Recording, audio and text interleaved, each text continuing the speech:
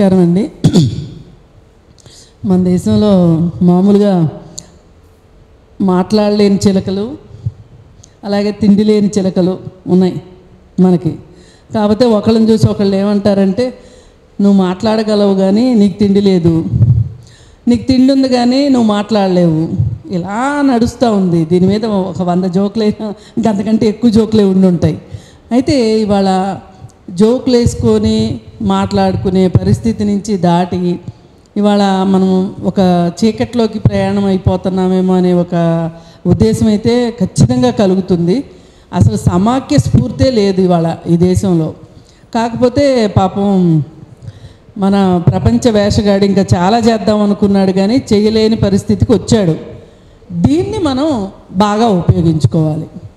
మనం మరీ భయపెడుతూ ఉంటే కనుక ఏమవుతుందో ఎక్కడ అరెస్ట్ అవుతుందో కానీ ఎంతో కొంతమంది అయితే ఇబ్బంది పడక తప్పదు, నష్టపోక తప్పదు.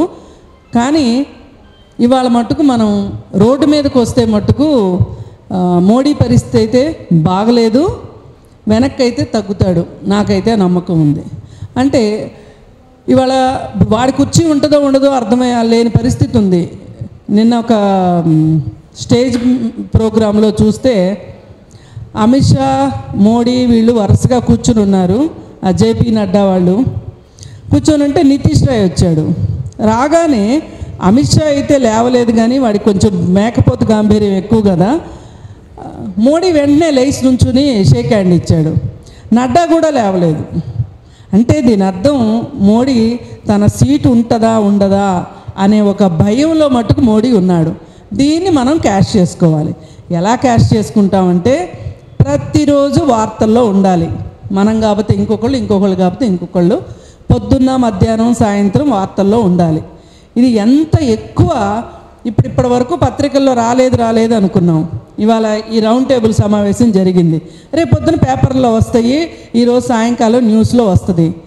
అంటే ఎంతో కొంత మనం ఒక లైట్ వెలిగించామనేగా. మనం చిన్న కొవ్వొత్తే కావచ్చు కానీ వెలిగించాం కదా.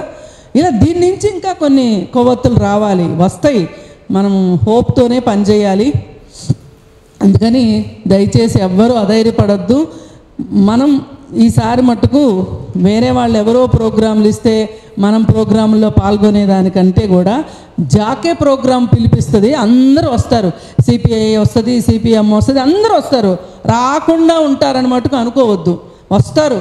ఎందుకంటే దురదృష్టం ఏంటంటే కొన్ని లెఫ్టిస్ట్ పార్టీలకి కొన్ని విషయాలు పట్టినంతగా కొన్ని విషయాలు పట్టవు.